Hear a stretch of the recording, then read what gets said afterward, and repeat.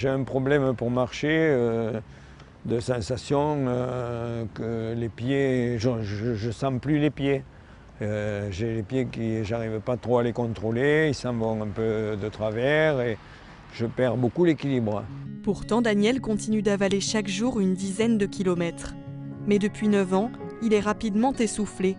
Sa marche est instable car une maladie génétique rare le ronge, l'amylose héréditaire. Il y a 9 ans, quand j'ai commencé à avoir des fourmillements dans les pieds, qui me sont montés dans les mollets jusqu'aux genoux, je suis allé voir différents neurologues et bon, ils m'ont, à force de chercher, ils m'ont découvert cette maladie, l'amylose.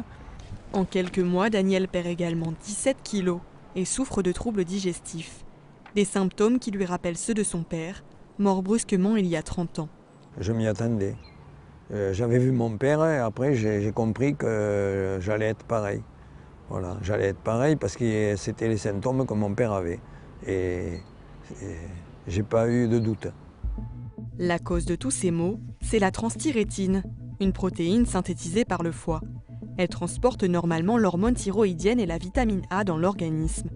Mais génétiquement défectueuse, la transthyrétine modifiée se disloque dans la circulation sanguine avant de se déposer et de s'accumuler dans les nerfs, mais aussi autour des cellules du cœur et des reins. Sans médicaments, l'espérance de vie ne dépasse pas 7 ans. Mais depuis 3 ans, Daniel a de nouveau de l'espoir. Il participe à un protocole de recherche.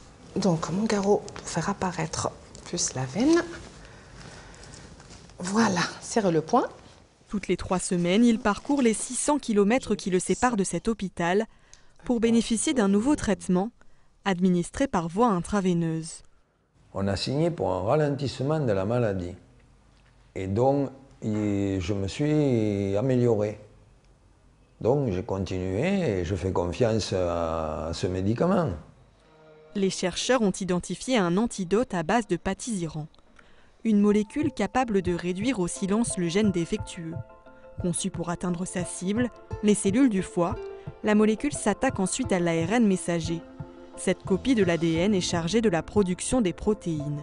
Le médicament réussit à hacher l'ARN messager, son message est ensuite brouillé et la production de la transthyrétine qui est toxique est interrompue.